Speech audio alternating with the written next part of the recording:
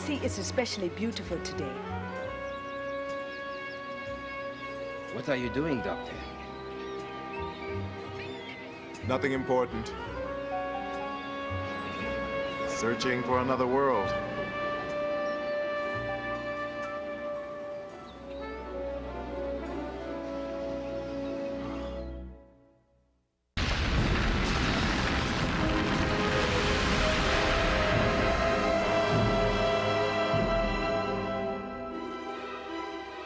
You'd think TV would be the perfect place for superheroes. It's not just about budgets.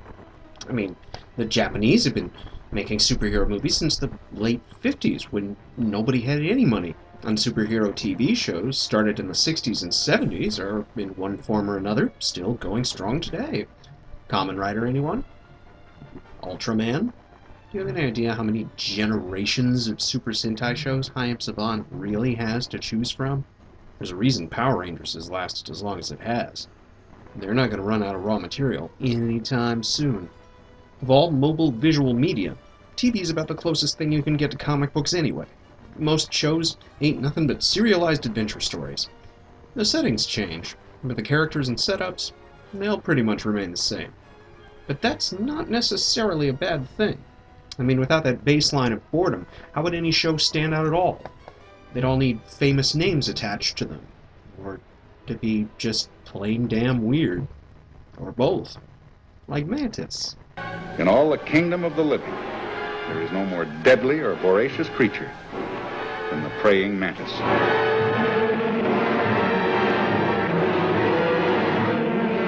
At this point, it's an old story, but I'll tell it again. In the early 90s, hot off a little superhero film you might have heard of called Darkman, Sam Raimi produced a flock of cheesy backdoor pilots for a TV series that never came to be, save two, Hercules and Xena. The rest disappeared, or, if they were particularly unlucky, got picked up by one of the existing TV networks at the time, like Fox. Great news for me. I didn't have cable or satellite at the time. So when Fox began running ads for something from the writer of Batman and the director of Darkman, I marked my calendar, set my VCR to record, and said the traditional fanboy prayer. Please God, don't let it suck. Please God, don't let it suck. Please God, don't let it suck. And surprise, surprise, it mostly didn't. Mantis takes place in a strange alternate dimension where Los Angeles goes by the name of Ocean City. We can tell it's LA because that's where all the badly matted backdrops come from, even though all of the actors were fairly obviously filmed in Vancouver, British Columbia. Besides, like LA at the time, everybody walks around talking about the 91 riots. Take Lincoln Heights, a hotbed of gang activity, devastated in the 91 riots. Including mayoral candidate Frank Stark. Yeah, no one likes to talk about old Frank. Dad spent some time out in LA in the 60s, and, you know, one thing led to another. Who's running on the usual Nixonian law and order trip? Chief Stark spent his post-riot years building up a special force of anti-riot brown-shirt cops who are naturally loyal only to him. And since proto-fascist paramilitary units are the realest of real American heroes, Chief Stark seems to have this election all buttoned up. My opponent has tried to initiate a dialogue with the gangs. Well, talk is cheap. I believe in action. As mayor, I'll be prepared to fight back by any means necessary. Am I on Mars? Or did he just quote Malcolm? Stark's candidacy concerns Yuri Barnes, who will be our reporter for the remainder of the film. Depressed at the state of American democracy, Barnes perks up when two refugees from a John Singleton movie offer to sell him some amateur crime scene tapes. Wait a minute. What do you got on that tape? Nothing. Mantis. Cut to a coroner's office, where, holy shit, it's Gina Torres. Hallelujah. Hallelujah. Yes, Gina Torres will be our scientist for the remainder of this picture. Apparently. She's the hardest working woman in the OCPD. And proves this by opening the wrong freezer. Noticing some irregularities with the young men inside, she confronts her boss about it because she's the only public employee in town who hasn't been bought out in some way, shape, or form, I guess. I think he died sitting up. I think he was tied to a chair. What the hell are you talking about? Please, Smitty, listen to me. The fact that he's young and black doesn't make him a junkie. Nathaniel Hawley was murdered. Well, buy her off. Not this one. Idealist, huh? Well, there's an answer to that, too. I don't want to know. Yes, you do. Her boss, Philip Baker Hall, is one of those veteran TV actors you almost never recognize, because he disappears into his roles, and he can turn on a fucking dime. He'll be your sweet uncle one minute, but question his autopsy findings and... Then file a report. I've been in this office 35 years. I don't need some affirmative action hire telling me my job. Ooh, snap. File a report. See where it gets you. Her self-esteem punctured by this casual on-the-job racism, Xena runs into our reporter, officially making this the worst day of her life. What's a man gotta do to get your attention? In a word, die. I love you, Xena. And I kind of like Yuri, too. Hey, Amy, I told you I had a network interview. I noticed you're still here. Oh, yeah, well, it was a quota thing. They said they were black enough already. But look, I'll tell you what, I'll make it up to you. He's a smarmy, skirt-chasing asshole who nevertheless treats his job the way crusading reporters are supposed to. Kind of like the West Coast Alexander Knox, now that I think about it. I'm reading your stuff. Well, I'm reading yours. Because like Gotham City, Ocean City is awash with rumors of... One-man war on crime. Fellas on the street call it M.A.N.T.I.S. Mantis? Like the bug? Yeah, Mask Avenger of the Night kind of tip, you know. Urban superhero leaves evildoers frozen in his wake. You've been reading too many comic books. I think you're looking at a Frank Stark production. Yeah, whatever. Fuck off and die, Yuri. We leave him behind to visit a traffic jam. Now we know we're in LA. And it must be the early 90s, because here comes a rollerblade gang. Give me that card! Give me that card! God bless you, rollerblade gang. In the universe of all crappy villains, you're right up there with Mr. Freeze's Ice Capade Brigade.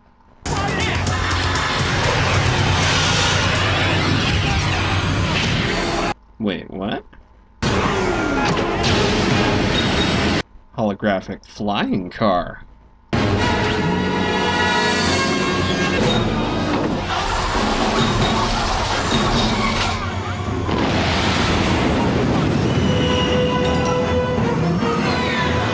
You took my advice about theatricality a bit literally.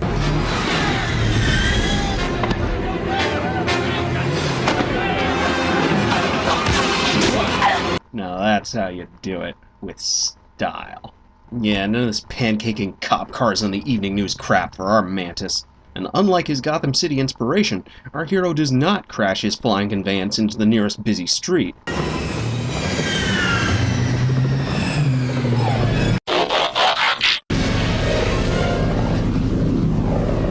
But who is this mysterious masked man?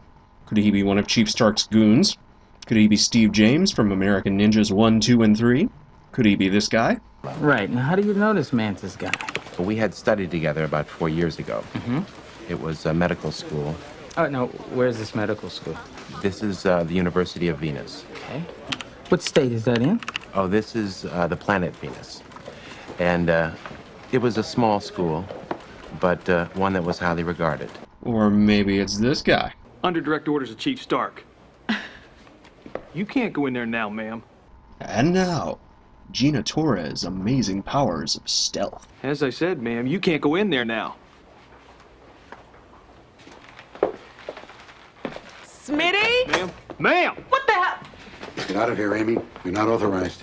Oh, he's allowed in and I'm not? Officer, there's no need to manhandle the young woman.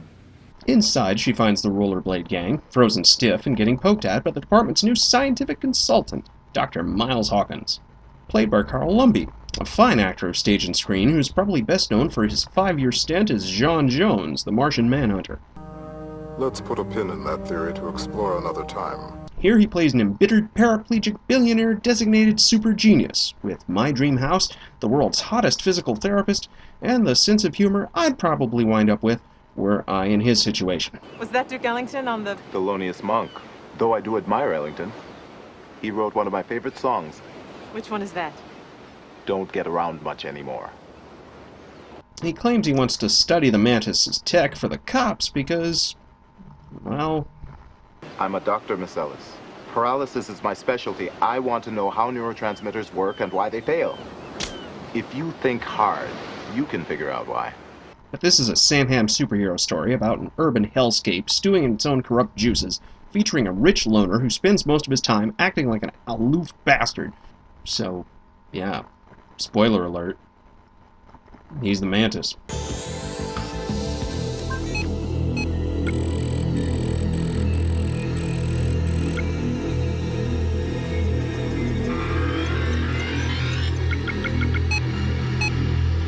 Last person in the world you'd suspect, right? If you've never read a comic book in your whole damn life. Or, you know, seen Hamm's Batman movie. What are the chances that you'd actually seen that piece of shit, right? That's problem number one. Mantis is a transparent Batman ripoff that's a lot coyer with its big reveal than it reasonably needs to be. All superhero stories seem to labor under the delusion that unless they patiently explain themselves and draw the audience in with a cheap bullshit mystery, no one's going to give them a fair shake. It was as true in the 90s as it is today. Maybe if Hamm had decided to rip off Rashomon instead of just ripping himself off, we could justify spending all of this time with all of these other characters who aren't Mantis, like Yuri Barnes or Gina Torres, attractive though she may be, as they try and ultimately fail to uncover Mantis' identity. And that's problem number two. We, the audience, have all seen Batman, so we learn the hero's identity right off and spend the rest of the film shouting at the supporting characters. And they'd all be able to figure it out if they applied elementary comic book logic. Hey, the guy got shot. The guy got shot. Somebody help me. Somebody help me.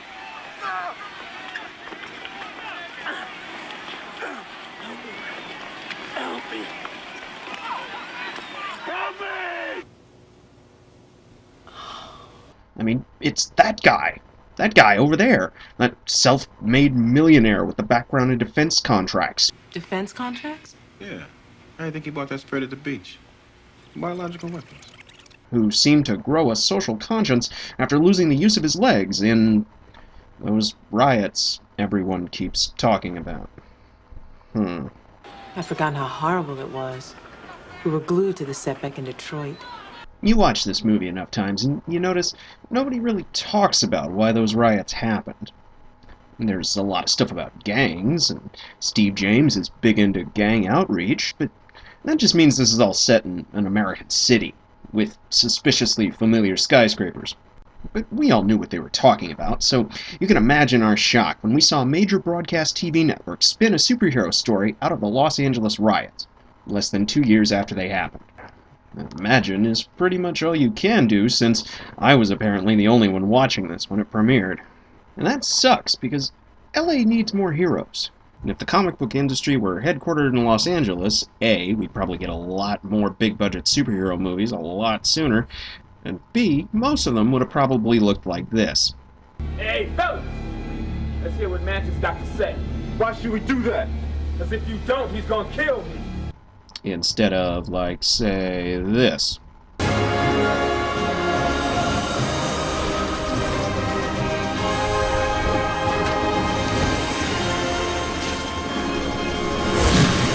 Really, a change of milieu can make all the difference.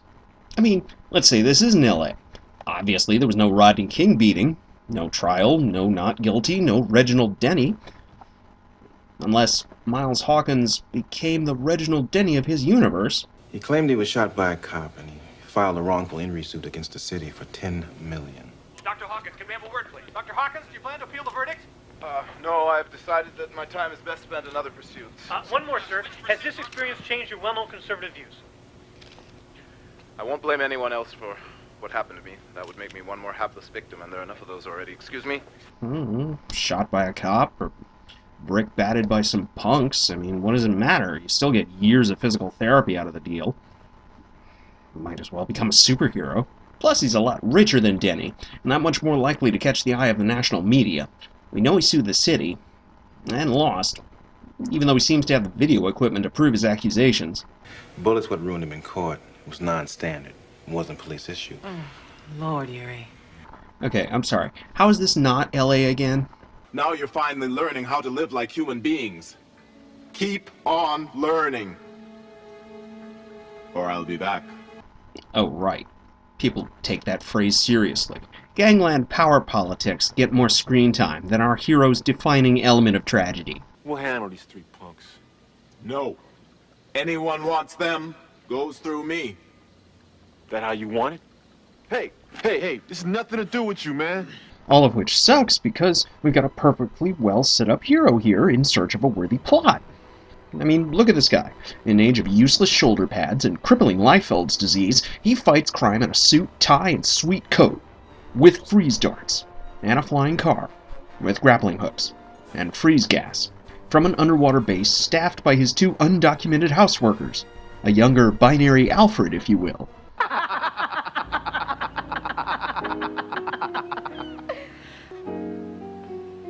You enjoy it too much. Yeah, you're right, Ingia. I am kind of biased. I'll admit it. Not just because he was the only serious black superhero on television during my childhood, but also because this movie really showed just how much potential he had as a concept. Potential the movie quickly proceeds to waste by not being all that good. I mean, it's nothing original to start with. We'd seen all the elements of Mantis somewhere before. But now that they're all in place in his particular configuration, what do we have to pit him against? Some creepy dude with the Nazi police squad who wants to become mayor. At least it's not the Penguin this time. Why is there always someone who brings eggs and tomatoes to a speech? Now there's an example. There are those among you who want to silence my voice. To silence the voice of all law-abiding citizens. That's cool if you want to fit an action scene into every act of the story, but it doesn't really help your hero, who's already a Batman Tony Stark clone, to stand out from an already overcrowded field of vigilantes. Those riots are about the only unique piece of his mythology. The billionaire stuff, the weapons designer stuff, even the black guy billionaire weapons designer stuff. It had all been done before, even before Mantis came out. But this one little change of scenery is more than enough for the right writer to work with. I say go for it. Make Ocean City to LA what Gotham City's to New York. A dirty mirror with a whole hell of a lot of cracks. We know pre-Batman Gotham was a mob town through and through, so what's Ocean City? What sinister forces of law und order are bankrolling Chief Stark's mayoral run? We never know because the pilot ends on a cliffhanger. I want you to tell the people of Ocean City how you tried to deceive them.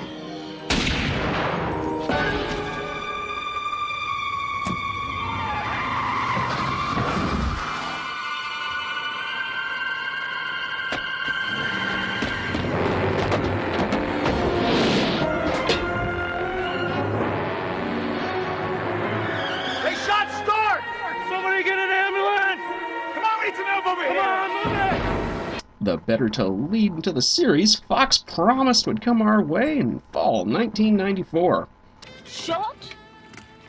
By his own special unit. Then who gave the order? This may be larger than we thought. Who knows? Might even turn out to be the driving force of some kind of ongoing narrative. But like so many things, the end result wasn't really worth it. The series varies in quality as budgets and producers came and went, but most people generally agree that it starts out strong before trailing out into complete stupidity. I say, hey, could do worse. You ever seen Generation X? What do you want from me? It's not what you think, honey. I love you for your mind. Yo, straight putting it down, getting my scoot on. It's jumping off in Compton, so I got to get my loot on. And come up on me some furniture, something. Got a VCR in the back of my car that I ganked from the sloughs and swap me. And motherfuckers better not try to stop me, cause they will see that I can't be stopped. Cause I'ma cock my Glock and pop till they all drop.